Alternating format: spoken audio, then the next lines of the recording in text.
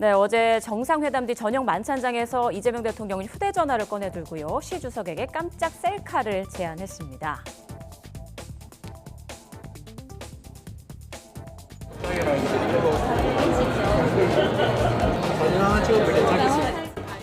네, 알고 보니 그 휴대전화 경주 에이펙 당시 시 주석이 이 대통령에게 선물로 건넨 바로 그 샤오미 폰이었는데요.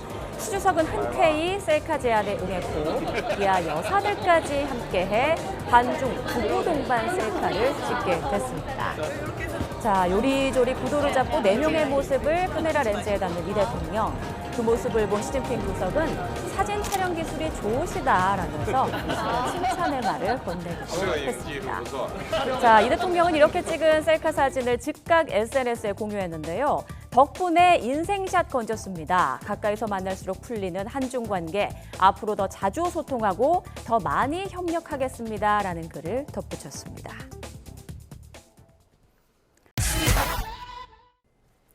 네, 시진핑 주석과 펑리 위안 여사가 이재명 대통령 내외를 맞이합니다. 악수를 하는 모습인데요.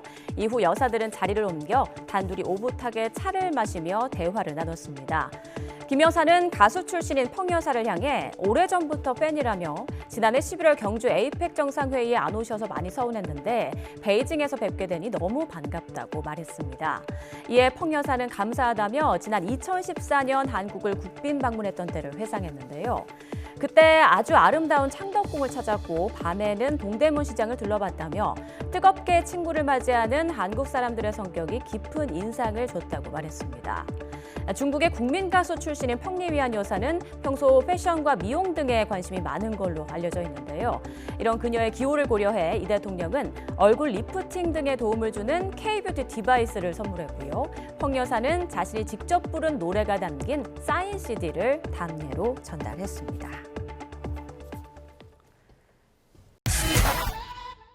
네, 방중 3일차를 맞은 이재명 대통령이 오늘 오전 중국 권력 서열 3위이자 국회의장격인 자오러지 전인대 상무위원장과 만났습니다.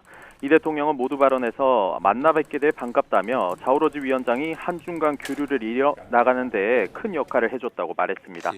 이어 시진핑 주석과 회담으로 양국 정부 간 정치적 신뢰와 민간 부문의 우호적 신뢰를 바탕으로 한중 전략적 협력 동반자 관계를 성숙하게 발전시켜 나가는 데에 뜻을 함께했다고 강조했습니다. 두 나라 관계의 전인대의 역할이 어느 때보다 중요하다며 민의를 대표하는 기관으로서 양국 간 상호 이해를 높이고 공감대를 확장하는 데에 중요한 기여를 할 거로 믿는다고 당부했습니다. 그러면서 굳은 신뢰 기반 위에서 한중 관계를 더욱 발전시켜 나가도록 자오러지 위원장과 전인대의 적극적 지지와 성원을 부탁했습니다. 자오러지 위원장은 양국은 우호적인 가까운 이웃이고 전략적 협력 동반자라며 수교 이래 공동 발전을 도모해 왔다고 평가했습니다. 이어 심화하는 양국 관계가 양국 국민 이익에 부합하고 지역과 세계의 평화와 안정 그리고 발전과 번영에 유리하다고 짚었습니다. 특히 시 주석과 이 대통령의 전략적인 지도 아래 양국 관계가 다시 한번 정상 궤도로 복귀했고 새로운 국면을 맞았다고 언급했습니다. 또 양국 관계 새로운 발전의 청사진도 그렸다며 각 분야 협력을 심화함으로써 양국이 안정적으로 멀리 갈 수 있도록 함께 주도하겠다고 덧붙였습니다. 이 대통령은 자오러지 위원장과의 만남 뒤에는 서열 2 경제사령탑인 리창 국무원 총리와 함께하는 시간도 가졌습니다. 지금까지 정치부에서 전해드렸습니다. 한국과 중국의 이 국민들 사이의 심리적인 거리감이 상당히 좀 커지지 않았습니까? 뭐 한한령 얘기도 나왔었고요. 서로에 대한 좀 우호적인 분위기를 형성할 필요성이 있다는 부분에서는 양국 정상이 의견을 함께했는데 어떻게 보세요? 좀 개선될 여지가 있습니까? 네, 뭐 저는 그래도 어쨌든 이번에 방중을 통해 가지고 중국 내 이러한 언론들에 나온 것들을 제가 어제 스크린을 좀 했는데 이재명 대통령에 대한 호감도가 되게 많이 높아졌고요. 그리고 이제 참고로 말씀을 드리면 뭐 지난 윤석열 정부 때 한중 관계 워낙 좋지 않지 않았습니까? 소위 가치 외교 뭐 이런 것들을 통해서 한중 관계 불편을 했었던 건 사실이고 근데 어쨌든 지금 우리 정부가 얘기하는 것이 국익 중심의 실용 외교라는 그런 것들. 그러니까 어느 한 국가에 편중되는 것이 아니라 모든 주변 국가들과 우호적인 관계를 맺겠다라는 그런 노선을 얘기하고 있어서 이제 그런 측면에서 중국에서도 되게 한국에 대한 이제 입장이 많이 변화되고 있는 것 같고요. 그리고 기본적으로 지난번 대선 때 이렇게 살펴보면 중국이 이재명 대통령에 대한 호감이 좀 많은 것 같습니다. 네. 국민들의 인지도가. 그러니까 이런 측면들이 저는 다 상호 간에 좀 긍정적으로 작용하는 것이 아닌가. 그러면 과거에 이제 한중 관계가 안 좋았을 때는 중국 내에도 한국에 대한 인식이 좋지가 않았어요. 근데 오늘 며칠 최근에 저도 이제 중국을 출장을 가면서 느낀 게 요즘 또 중국이 무비자 하지 않았습니까? 네. 그러니까 한국 사람들도 특히 젊은 사람들이 상해 같은 대도시로 많이 가는 것 같고요.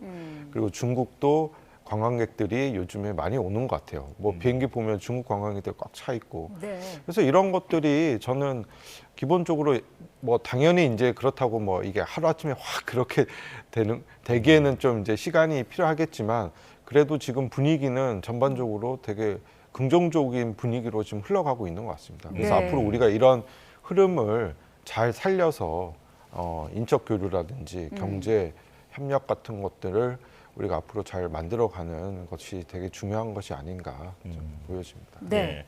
그렇다면 한한령도 해제가 되는 것인가 이런 기대감이 들 수밖에 없는데 경제사절단도 MOU를 체결했다고 하고 그리고 네. 양국 정상도 네. 문화 콘텐츠 교류를 확대하자 네. 이런 언급까지 나왔는데 네. 한한령이 어떤 공식 조치는 아니잖아요. 네. 그쵸. 그래도 존재하는 게 사실인데 네. 앞으로 분위기 좀 좋아질 수 있을까요?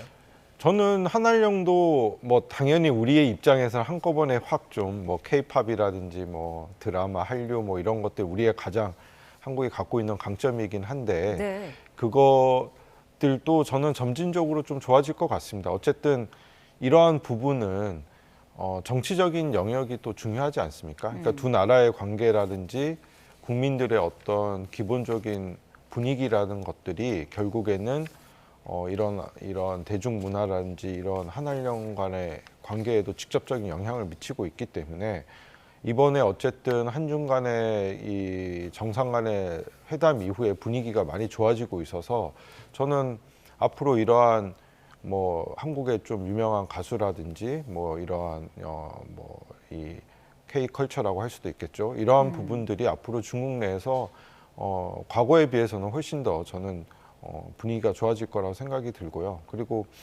요즘 보니까 이제 한국 뭐 화장품이라든지 여러 가지 패션이라든지 이러한 것들이 중국의 젊은 특히 여성들한테 인기가 많은 것 같습니다. 네. 그래서 이번에도 뭐 펑리위엔 여사한테 K 화장품인가 선물했다고 하더라고요. 예, 미용기. 그러니까 이러한 것들이 한국의 이 중국 내에 있는 그런 이미지가 저는 그런 이미지를 많이 갖고 있어서 저는 앞으로도 분위기가 많이 그런 부분도 많이 이제 크게 좋아질 것 같습니다. 기분이. 네. 네, 어제 시진핑 주석과 회담에서 한중 관계 전면적 복원 의지를 다진 이 대통령이 오늘 또 그 흐름을 이어갑니다. 중국 내 권력 서열 2, 3위인 최고위급 인사들과 연이어 대면해 협력 확대를 모색하는 겁니다. 먼저 만나는 사람은 자오러지 전국 인민대표대회 상무위원장입니다. 우리로 치면 국회의장 격인 자오 위원장은 중국 내 권력 서열 3위로 꼽히는 인물입니다. 이 대통령은 정치적 영향력이 큰 자오 위원장과 신뢰를 쌓고 한중 전략적 협력 동반자 관계를 더욱 발전시키는 방안에 대해 의견을 나눌 거로 보입니다. 이어선 중국의 경제사령탑인 리창 총리와 마주 앉습니다. 중국의 2인자로 꼽히는 리 총리와 오찬을 함께하며 새로운 경제협력 모델 구축 방안 등을 논의할 것으로 예상됩니다. 한국의 앞선 기술과 자본에 중국의 노동력이 결합됐던 기존의 수직적 협력 체계는 중국의 기술과 경제 발전으로 더는 유효한 형태가 아니란 평가가 많기 때문입니다. 특히 인공지능 등 첨단 산업 분야에서 수평적 협력 관계를 다시 짜야 한다는 목소리가 작지 않은 만큼 관련한 이야기가 오갈 것으로 관측됩니다. 이 대통령은 두 사람과 만남을 끝으로 베이징에서 일정을 마친 뒤엔 중국의 경제 수도로 불리는 상하이로 이동합니다. 오늘 저녁엔 중국의 차기 지도자로 주목받는 천지닝 상하이시 당서기가 주최하는 만찬에 참석합니다. 이 자리에선 중국의 경제 성장을 이끈 상하이와 우리 지방정부의 인적, 물적 교류, 그리고 독립운동 사적지 보존 관리 등이 화두가 될 것으로 보입니다. 방중 마지막 날인 7일엔 한중 벤처 스타트업 서밋과 상하이 임시정부 청사 방문 등의 일정을 소화하고 귀국길에 오릅니다. 지금까지 베이징에서 YTN 강준원입니다.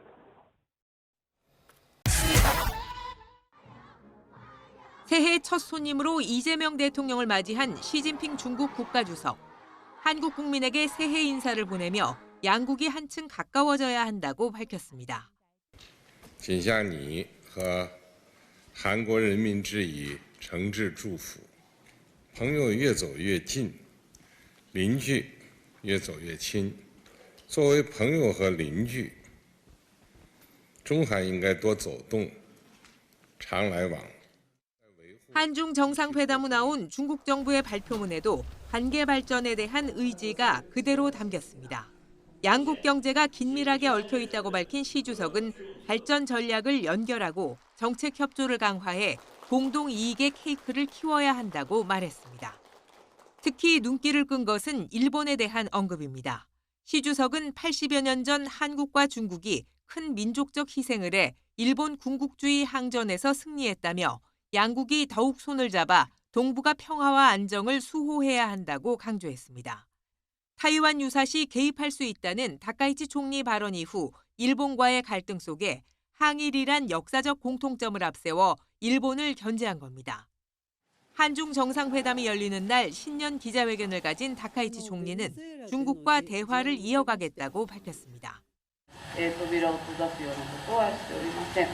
このような姿勢の下で中国側と意思疎通を継続しながら、今後も国益の観点から適切に対応を行ってまいります。 하지만 이번 한중 정상회담을 바라보는 일본의 속내는 복잡합니다. 요미우리 신문은 중국 정부가 일본과의 갈등 속에 한국을 크게 환대하면서 한일 사이를 갈라놓으려 한다고 썼습니다. NHK도 중국이 한국과의 관계를 강화해 타이완 그리고 역사 인식 문제에 있어 보조를 맞추려 하는 것으로 보인다고 분석했습니다. YTN 이경아입니다.